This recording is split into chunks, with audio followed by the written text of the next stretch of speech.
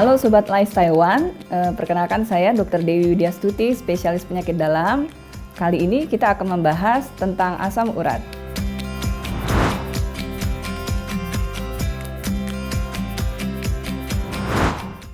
Asam urat itu adalah suatu kondisi di mana kadar dalam darah kita tinggi purin. Diakibatkan oleh beberapa hal, biasanya karena satu, produksi purin yang memang tinggi di dalam darah kita, atau juga yang kedua adalah sekresi atau ekskresinya yang menurun di dalam darah.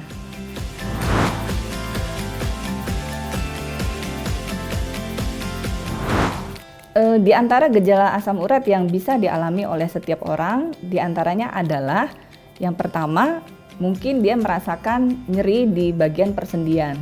Yang kedua, bisa disertai dengan bengkak di bagian persendian yang terkena, atau bahkan juga bisa tanpa gejala sama sekali.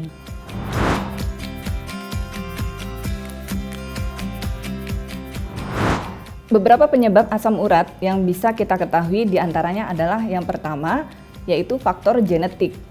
Faktor genetik di sini biasanya diturunkan oleh kedua orang tua. Hal yang paling penting harus kita pahami bahwa faktor genetik di sini bisa terjadi oleh karena suatu mutasi gen. Di antaranya salah satunya adalah mutasi gen APOB. Yang kedua adalah akibat dari tinggi purin dalam makanan kita. Beberapa makanan yang mungkin bisa kita hindari untuk mencegah diet tinggi purin adalah yang pertama sayuran bayam. Nah, itu di situ tinggi purin.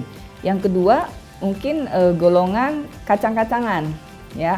Termasuk jangan lupa tempe tahu terbuat dari kedelai, kecap juga dari kedelai. Yang ketiga, golongan makanan yang berbahan baku melinjo. Jadi bisa empingnya, atau daun melinjonya, atau kulit melinjonya. Dan yang keempat biasanya adalah bahan makanan yang terdiri dari kol-kolan. Ya, golongan kol-kolan itu bisa berupa kol merah, kol putih, atau brokoli.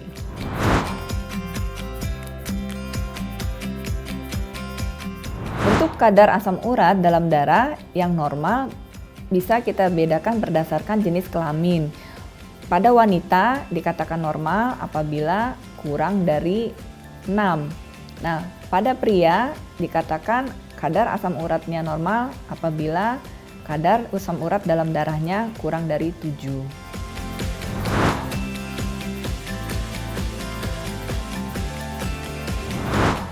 Sebenarnya bagaimana cara kita untuk membedakan seseorang apakah memang ia hanya terkena asam urat atau menderita suatu penyakit rematik, memang tidak sesederhana itu.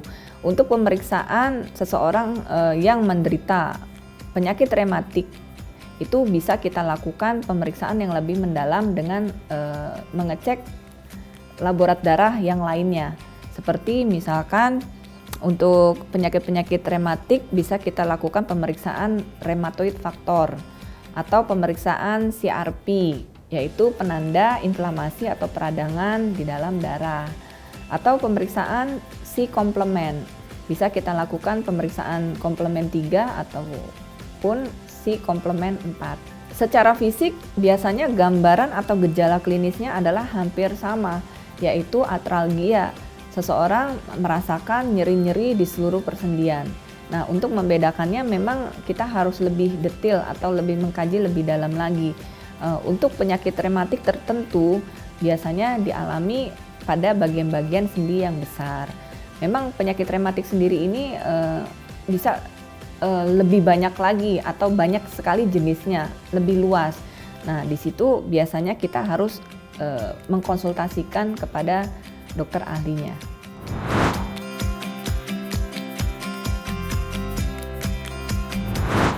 Cara mencegah asam urat, beberapa di antaranya yang bersifat non-farmakologis, itu bisa yang pertama adalah penurunan berat badan.